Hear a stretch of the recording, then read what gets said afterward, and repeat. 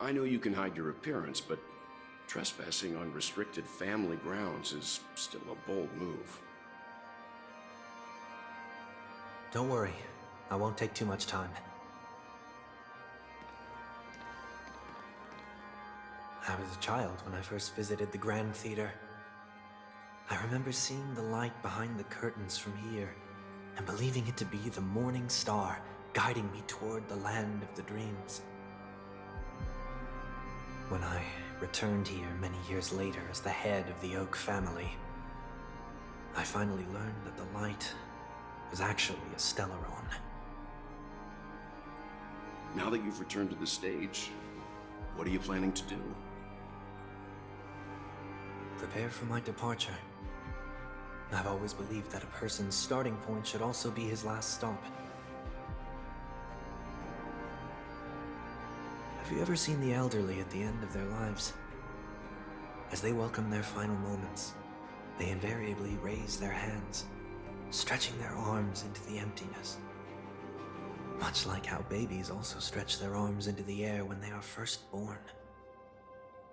Humanity flaps their wings twice as they complete their journey. Once when they are born, and once when they die. In order to flap my own wings and soar again.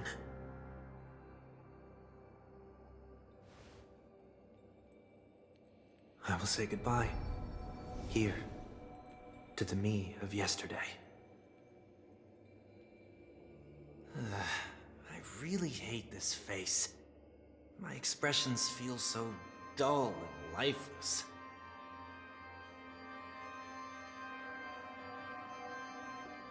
I see. That explains why something always felt off about your appearance. The halo above your head that symbolizes the harmony, it's been missing since the moment we reunited. It's true that this ring was bestowed upon our people by the heavens. But that doesn't mean it can't be thrown away.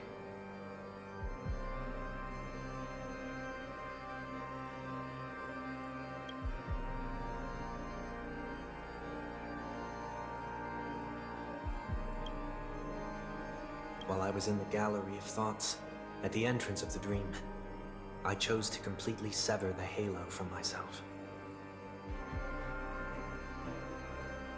Why? I am a fugitive, after all. I must remove any chance of being detected by the family.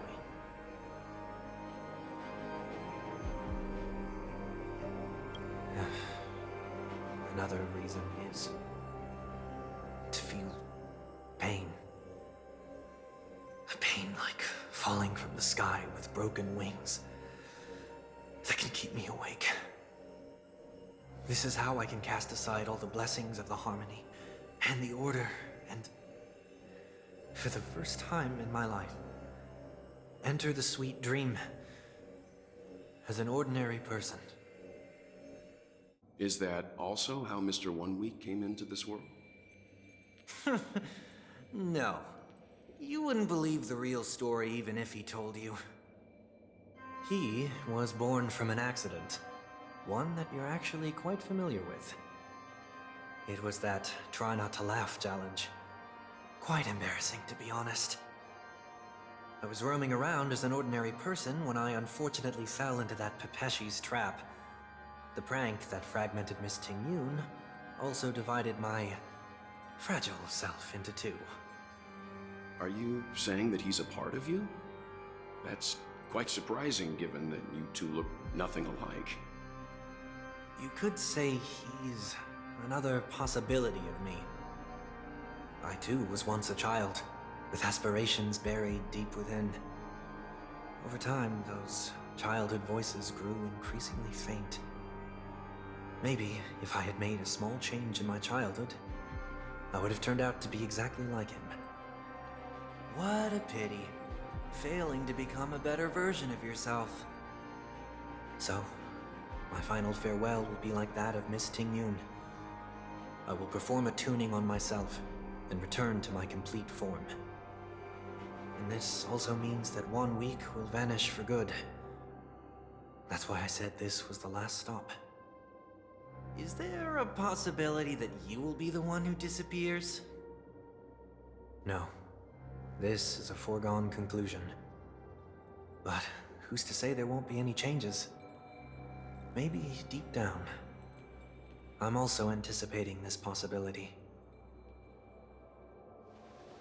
Regardless of the outcome, you will have a witness.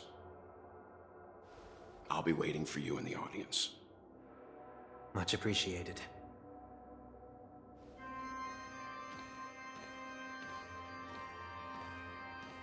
Now, shall we begin?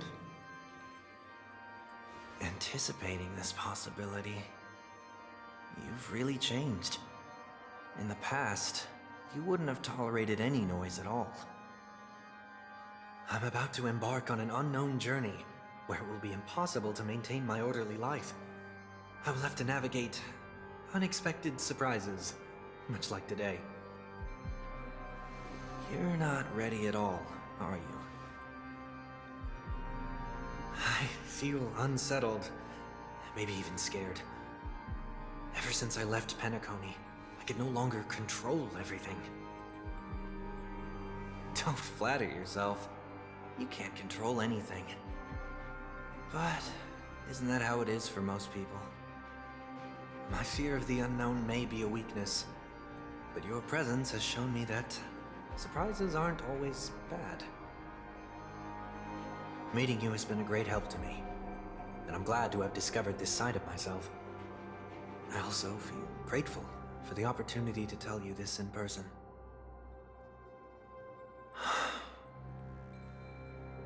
I truly dislike you. What? Are you sure you didn't mean the opposite? I must admit, many of your qualities strike a chord with me. There are times when I want to joke around, freely express my thoughts, or openly share my dislike of a person. Or my fondness. I want to tell her that I love all her songs. Then go for it, Sonny. You always talk about locking the bird in the cage, but you're the one who's trapped. Look at yourself. Besides discipline and hesitation, there's nothing else in your life. If you continue living like a slab of marble, you'll break into pieces when you fall. But I won't become like you. I simply can't. I dislike people who are frivolous. It makes me uncomfortable to even emulate them. If I fail, I will still uphold my principles, such as decorum and stateliness. As for the harmony, my stance remains the same. Whether it's you or the paths, if what I once doubted, or even opposed, becomes the force I must rely on in the future, then this time, my true heart will guide the tuning. I'll leave it to you. What is this? Leaving your fate entirely up to a coin flip? This isn't like you at all. Did you lose your mind after being run over by the Express? Or were you possessed by that IPC gambler? Failure is always the best teacher. To save more lives, you must first understand what they live for and what they die for. The best way to achieve this is through personal experience. You see? I'm already starting to make changes. Whether it's us merging or one of us disappearing, I'll leave the tuning to fate, and see if I can embrace all that I detest. Only then will I truly be able to walk among the living, in their world. But what if you can't do it? Well, that's out of my hands. It will just prove that I'm still the same person. The person who always disappoints his sister.